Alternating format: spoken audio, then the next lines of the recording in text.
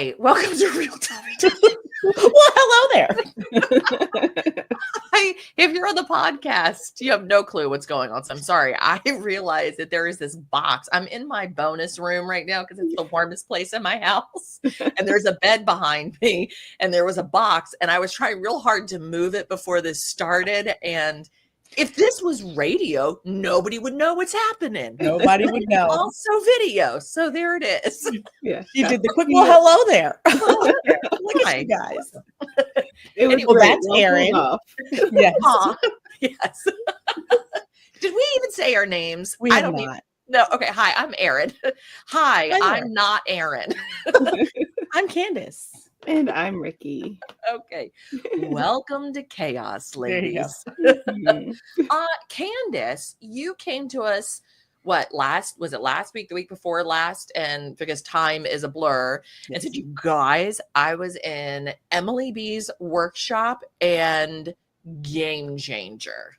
So like everybody knows I'm the workshop girl, and like I get so excited and I text Erin and Rikki at ridiculous times when I get excited, and they're like, here she goes again. But Emily B is like fantastic. All the coaches are fantastic, but like she is one that I really, really love. And I go to her Rise and Reset. That's what they call it, a Rise and Reset workshop that she does on Sunday mornings. And this past one that she did was on time management. And Oh, when I well, tell that's you, great. like, this is Like so already timely because see, Erin, she had to manage her time this morning. We're all That's a little off, we're trying to find ways. But she was challenging us to think of, because I'm one, we are all busy. Let's start there. We're all like super busy. We have to-do lists that go miles and miles long. Like it looks like a CVS receipt, right? Like it's just long. But we're not always as productive as we want to be. And a lot of it is around how we manage our time. So she said, time is always there. You just have to manage yourself through it. Well, And that sounds so simple, doesn't it? it sounds so simple. But what I loved It's about what true. she did is she started us off with an exercise that I wanted to share with you all, where she was saying, if I told you that you would have $24,000 to spend, and I gave it to you right now, and I said, the thing is, you're going to get it, but you have to spend it, all of it. Could you do it? Easy. Easy, right? Right. You would not leave. You'd find something. You'd be like, I will spend that money. However, when it comes to our time, there are many hours in our day that we're willing to waste, right? Because we don't value. She said, we place value on money, but not time. And we need to use our time wisely. So it really sparked a wonderful conversation within the community of people having these aha moments about how do we effectively use the hours that we're given in a day. And when we see people who seem to be able to get a lot done versus those who don't, what are the things that they're doing that we're not? So I just kind of wanted to bring it to you guys because, of course, in her workshop, she was going through a time system that works for her in terms of managing priorities at the beginning of the week and scheduling them into your planner. I know Rikki and I, we love our planners. We have 18,000 of them. But how effective are they if we're not using them in a way that really allow us to maximize the time that we're given? So I thought that'd be a great topic that I wanted to bring to you guys to say, we're about what? We're at the end of January, February already. Yeah. Goodness gracious. What are we doing? What have you all found like that is an effective way for you to manage your time during this busy time of year for a lot of us? What are some of the tools that you use? And how has it affected your journey when you don't practice good time management skills? I feel good being Erin, see? Rikki, you want to go first? Sure. Work is what comes to mind first, but I think this applies to life too, depending on, what's going on in my life. But hiding works really well at work. and I say that because there have been certain days where, for example, it's like, I'm not here. I'm not here. And, I'm maybe given a day where my superiors are like, use this sub code, no sub shows up, but there's a sub code, I can put it in, and then I can do my work from school and not be there in air quotes. But I'll still set up at my desk and got my double screen, so it's really helpful. So I can put in data and just be there as a teacher, getting my data piece of my job done, or maybe it's a report I have to write. But my kids come in my room all the time, and if somebody comes in and is having a meltdown, teacher's looking at me like, help me, please. And the kid responds to something I do, I have to stop what I'm doing and help the kid and help the teacher and tell the teacher, just go ahead, go back to what you're doing, I'll handle it. And that's me sacrificing my time of what I'm supposed to be doing and not managing my own time well, because I put myself in a situation where I can't get what I need to get done. So on the days where I'm most successful, I will advocate for myself and say, hey, to my front office staff, can I please find another space to work? Space limited, but can I work in the conference room? Can I work? So-and-so's not here. Can I work in their office?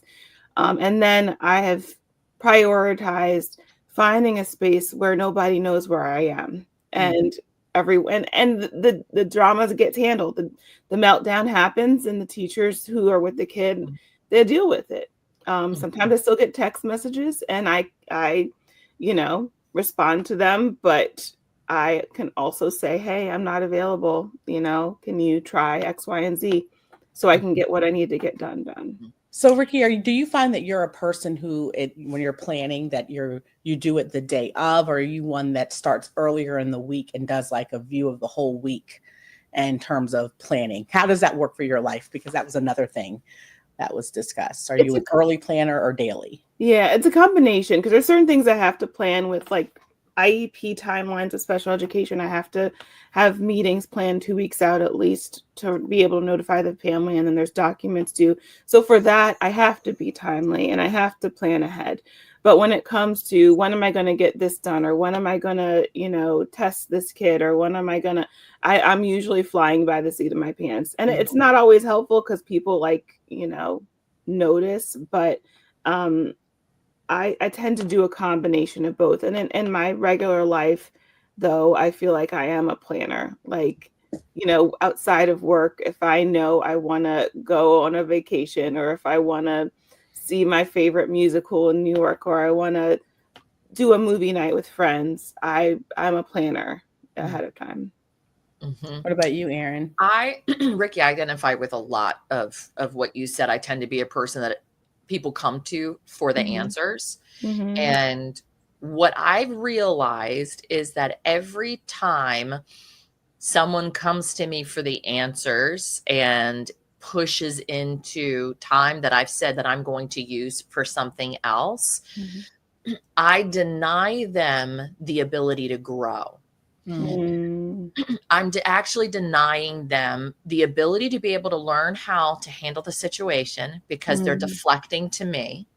I'm denying them the opportunity for accountability because I'm not the only person who knows this answer or can handle this. And that's where I mean, I'm denying them the opportunity to grow in that space. And what I'm doing is increasing a load on myself that I'm not meant to carry by myself. So I've had to take a step back and look at that and that overall effect, because ultimately when I'm saying yes to something, I'm saying no to something else, right? Or if I'm saying no to something, I'm saying yes to something else. And that it goes both ways. So I have been working really hard on my priorities at work. And we now work by, we have the year plan, and then we look at the year plan, and then we divide it by the quarter. And then within that quarter, we've got 12 weeks. Then what needs to happen each week to move things along to be able to get that done. And one of the areas that I believe for myself for this quarter was to make productivity a priority. And the productivity isn't, I need to do more.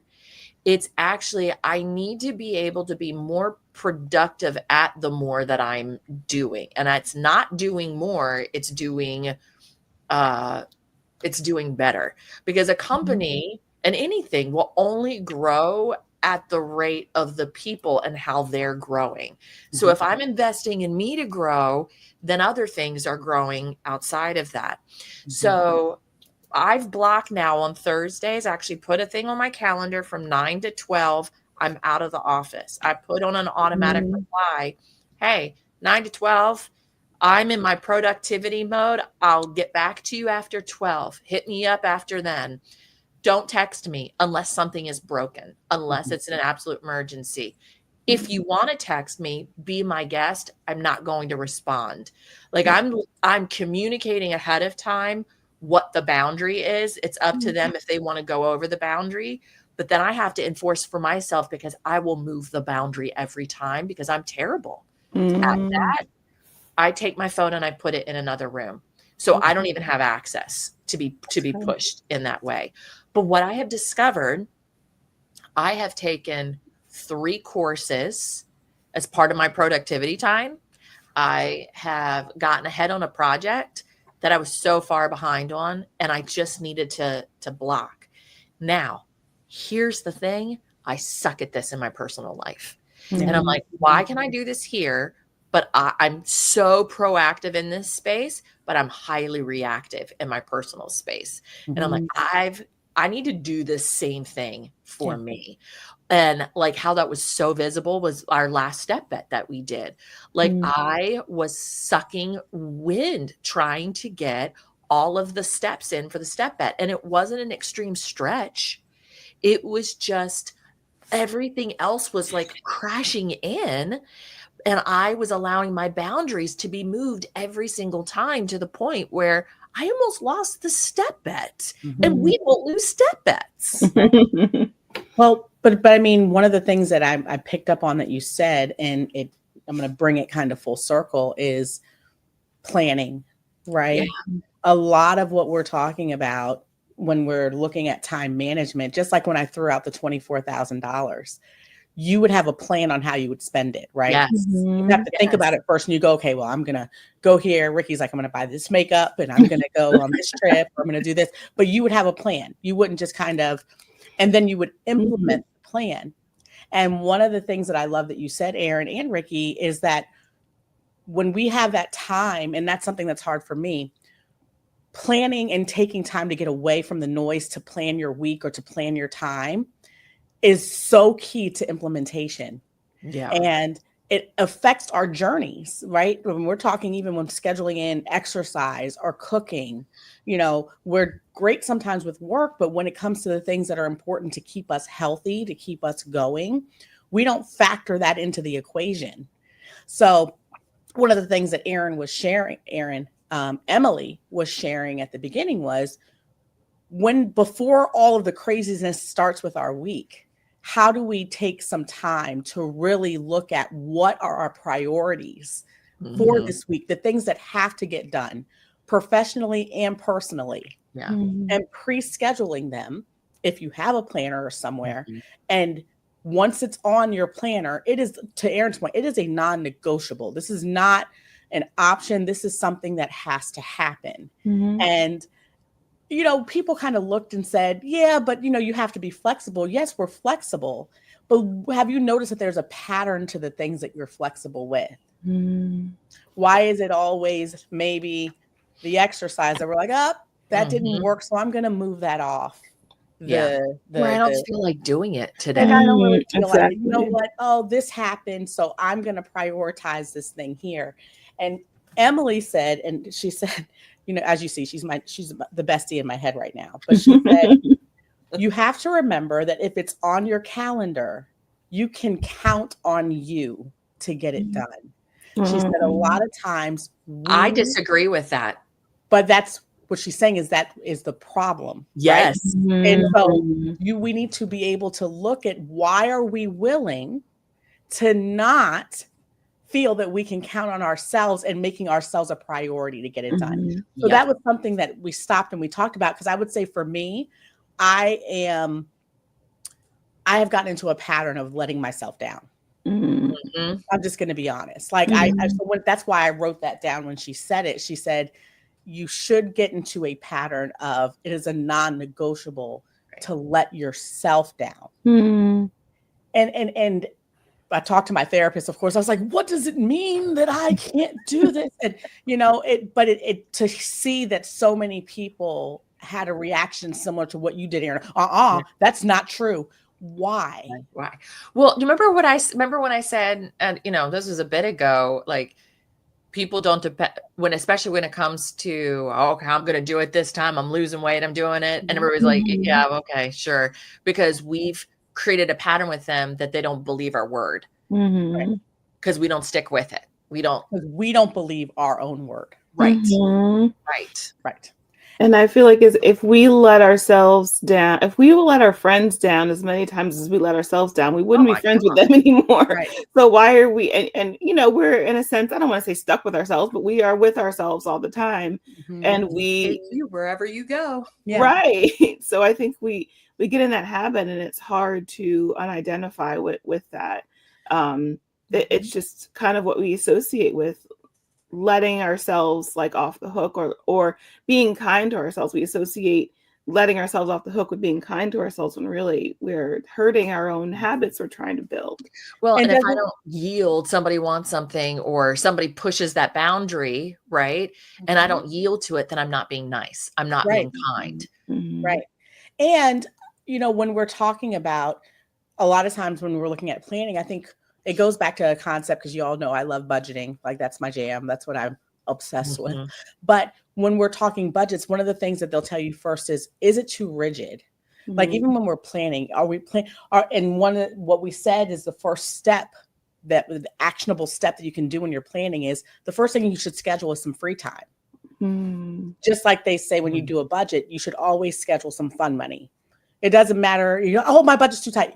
I don't care if it's $50. I don't care if it's $25. You got to have a little bit of something. What is the free time in your week that you can look forward to, that is a non-negotiable for you to do, and plan those things first, so that you can then go back in and say, okay, I know I have these work meetings. I know I want to do meal prep. I want to do all of these things, but the first step is this. And then being very intentional about how you're using that time. Erin, you said 9 to 12. I'm turning my phone off. Rikki, I don't, like you said, you go hide from the kids or whatever, but eliminating those distractions so that we can be very purposeful about getting things done that we have said is important, and not overloading it. Because for me, I've been the queen of putting 50 things on a to-do list, when that's just not realistic. Everything is a priority, but everything can't be done in you do have 24 hours. So what really is key for right now? And I want to schedule in more of those things that have to do with my health, and not make those so many, back burner. So that was that just, I think, is something that we need to really consider, because I don't know why we don't do that as much as we're going in, and we make all these resolutions, and every year we don't hit it, and we haven't figured out why we are okay with putting ourselves last, so. Well, and I think that also probably explains even our weight. Like when we address that little bit, then it's like, okay, well, but then that explains probably why I'm overweight, because because I'm putting myself last, it means I'm rushing, it means I'm not getting myself the best quality food. And because I probably then skipped a meal, I'm hungry and I'm overeating here, which is then triggering these other cravings. And I feel like I can't do something unless I have this craving satisfied. And then I'm overeating here and not eating the best nutrition, and and we're operating too much in our feelings, and feelings sometimes are irrelevant. It's just irrelevant, as hard as that is to say. Like, I mean, I feel like they're important, but it's not. What's the old adage that we would say, like, okay, I don't feel like exercising, so I'm not. I've never regretted a workout. Right. Right? Like you get it. So it's that delayed gratification. We're choosing that first feeling, but what if we actually chose the second feeling? Mm. What if instead of, okay, I'm going to go max, whatever in my mind is, I feel like this workout has to be, what if I just did 50% Yeah. of Mhm. whatever that effort is? 50% of that effort is better than zero effort sitting on the couch, eating out of a bag. Because really what it goes back to is the routine. Like Yeah. we go back to our atomic habits, like the guy who goes to the gym and he walks in the door. And I think he walked right out or he stayed for 1 minute. Like Yeah. either way, he was more consistent than half the people that go to the gym because he would show up every day. And he's building up to obviously being able to work out while he was there. But like that was a routine that was being built out of the consistency rather than the maximum effort every time. Mm-hmm. And my question to myself that I don't know how to answer, and maybe you all know how to answer it, is I know how I feel after I do things that make me proud. Like after I've had that 9 to 12 session, and I'm like, gosh, I was productive there. Oh my gosh, my meal prep. It feels great to have everything prepped for the week. That morning workout, like the fact that I'm up and it's done, like this is great. I struggle still with tapping into that, and knowing that maybe I'm not going to be able to, but it feels so good. How do you bottle up that feeling to remind yourself? I have been working on that, and I've been telling myself I'm a delayed gratification chaser. And I imagine myself, if there was somebody that I really didn't like was telling me, just go sit on the couch, I would be like, get out of my face. I'm gonna go do this right now because now you've challenged me, kind of a thing. And like if I switch, it's like the potlucks, and we're trying to avoid thinking about the potlucks. And they used to say, imagine covering whatever that really delicious food was with like hair from the drain. Suddenly you don't want it anymore, gross. But it's kind of that same philosophy over in this space. Imagine that it's the person who's the equivalent of the hair in the drain telling me I just, need to quit on doing this. I'd be like, back up out of my face. Here I go. And I'm a delayed gratification chaser now because I love that feeling. And I know the only way that I'm going to get that feeling is if I push through that first feeling. Like I'm just trying to spin it differently in my head as opposed to, oh, I got to do this, but I know I'll feel better when I do it. Oh, I got to do this because I'm going to get that feeling. I'm going to get that. It's how we say it to ourselves. Yeah. And what I found is that I'm leaning into my reform people pleaser ways and using that to my advantage. I would say that's something that's been helping. I am community based. That's why I love the meetings. That's why I love doing group exercises. So I actually have been reaching out to not just accountability buddies, but to say like, will someone wake up early and exercise with me? Because if I know that the other person got up early because of me, you can't let them down. For me, that's enough of an incentive to say, I might let myself down, which I'm not okay with, but I tend to not want to let others down still. And while I'm working on it being that I should not want to let myself down first, let's tap into that to help me as I'm growing. Same thing with sometimes sharing my journal when I don't feel like tracking. All of those things go together. Using community if that's what motivates me. Yeah. I'm reminded of many years ago in our Weight Watchers meeting, something that was frequently said is that if we fail to plan, we plan to fail. And while we would say we don't plan to fail, that's the end result of failing to plan. The other part of that is having to get ourselves out of the perfection that I have to do 100% of it. So meal prep, I have to have every meal prepped, etc. Well, when you've not even done a single meal, what makes us think that we're going to hit it 100%? So maybe I'm going to prep my fruit for the week. I'm going to prep a meal for the week. For exercise, 7 days when I can't even show up for one is not realistic. 2 days. Yeah. And how do I prep for that? I've got my shoes and I've picked out my outfits for 2 of the days and I have them hanging and ready. And I see them when I go to my closet, and I'm trying to get myself I'm excited. Hey, I'm looking forward to, like you say to yourself, I'm really looking forward to my exercise with myself tomorrow at 4:30. Like it's the mindset. It's all mindsets. Yeah. Mm-hmm. You know, and Coach Kelly, then again, another one of the coaches, she was talking about that with tracking and how, you know, when we think of perfection and that we have to track every single thing that we do, some people have chosen that they're only tracking their fruits and vegetables because that's what matters to them. And that's the thing. And I thought that was such a profound, she's like, that counts. Like saying that today I track every fruit and vegetable and that's it. Well, like for your tracking streak, like it's not like it's like, did you track every single meal every single day? Did you track something? Something. So that plays into planning and all of that. But I'm really glad that we got to talk about it, because when you think of time management and you think of planning and you think of our journeys, it's all connected. And if you're doing really well with how you're managing your time and how you're planning it and making it a priority and honoring those boundaries and telling people, hey, not right now. I'm going to take this time to do this because I'm worth it. And if I'm not there, I'm going to lean on the people who are going to help me get there.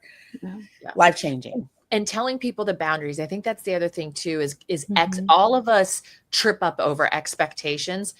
Give people the expectations. And I've found people start holding me to my expectations. If I say, I've blocked this time. Oh yeah, I can go ahead and do a meeting. No, but that's your time that you set aside for yourself. Oh, you're right.